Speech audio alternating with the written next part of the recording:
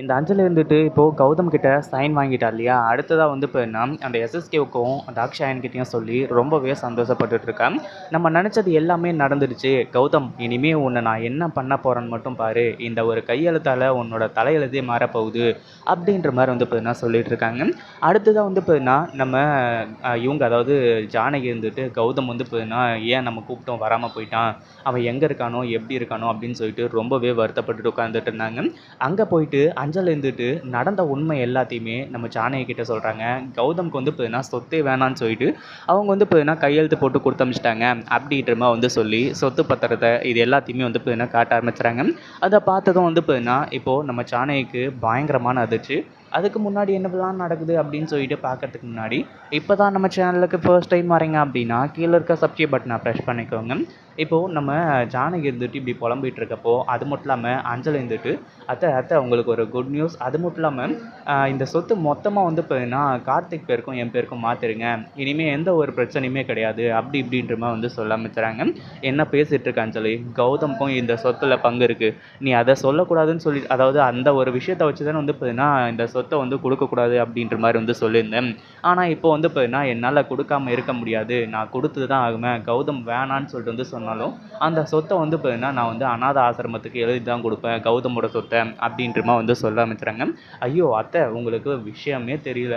நீங்கள் அனாதை ஆசிரமத்துக்கு எழுதி கொடுக்கணும் அப்படின்னாலும் கௌதமோட சைன் வேணும். ஆனால் கௌதம் ஏற்கனவே கார்த்திக் தான் வந்து அதாவது கார்த்திக்கும் எனக்கும் வந்து இந்த சொத்தை வந்து கொடுக்கறதுல எந்த ஒரு அபிப்பிராயமே கிடையாது அப்படின்னு சொல்லிட்டு சைன் போட்டு கொடுத்துட்டாங்க.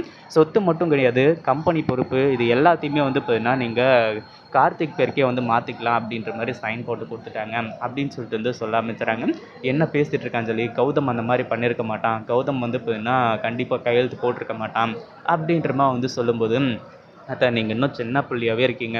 கௌதமுக்கு உங்கள் சொத்து எதுவுமே தேவையில்லை அப்படின்னு சொல்லிட்டு உங்களை உதறி தள்ளிட்டு போயிட்டாங்க. அது மட்டும் இல்லாமல் கௌதமை நான் இப்போது வீட்டுக்கிட்டேயே தான் அதாவது அவங்க வீடு எங்கே இருக்குன்னு எனக்கு தெரியும். அவங்க வீட்லேயே போயிட்டு தான் கௌதம் கிட்ட வந்து பார்த்தீங்கன்னா இந்த ஒரு சைனை வாங்கிட்டு வந்தேன் அப்படின்றப்போ வந்து சொல்லும்போது அஞ்சலி நீ அவங்க எங்கே தங்கியிருக்காங்க அவங்க வீடு எங்கே இருக்குன்னு சொல்லிட்டு வந்து சொல்லு அப்படின்னு சொல்லிட்டு வந்து கேட்கும்போது அத்தை நான் சொல்லாமல் விட்டுருவேனா நான் கண்டிப்பாக சொல்கிறேன். ஆனால் எனக்கு நீங்கள் ஒரு ஹெல்ப் பண்ணணும் அப்படின்னு சொல்லிட்டு வந்து சொன்னோடனே ஜானகிக்கு பயங்கரமாக நடிச்சு சரி என்ன ஹெல்ப் அப்படின்னு சொல்லிட்டு வந்து கேட்கும்போது இந்த மொத்த சொத்திலையும் அதாவது கௌதம்க்கு சேர வேண்டிய சொத்தை என் பேருக்கும் கார்த்திக்கு சேர வேண்டிய சொத்தை கார்த்திக் பேருக்கும் வந்து பார்த்தீங்கன்னா எழுதி வைக்கணும். அது உங்களால் முடியுமா? அப்போ தான் வந்து பார்த்தீங்கன்னா நான் கௌதம் இருக்கிற இடத்த சொல்லுவேன். இல்லைனா கண்டிப்பாக வந்து பார்த்தீங்கன்னா நான் கௌதம் இருக்கிற இடத்த சொல்ல மாட்டேன் அப்படின்ற மாதிரி வந்து சொல்ல ஆரம்பிச்சுறாங்க. இதை கேட்ட உடனே வந்து பார்த்தீங்கன்னா இப்போது நம்ம ஜானகி என்ன பண்ணுறது ஏது பண்ணுறதுன்னு சொல்லிட்டு வந்து தெரியல. நம்ம ஜானகிக்கும் வெங்கட்ராமனுக்கும் சொத்து அந்த அளவுக்கு மிகப்பெரிய விஷயமும் கிடையாது, அது முக்கியமும் கிடையாது.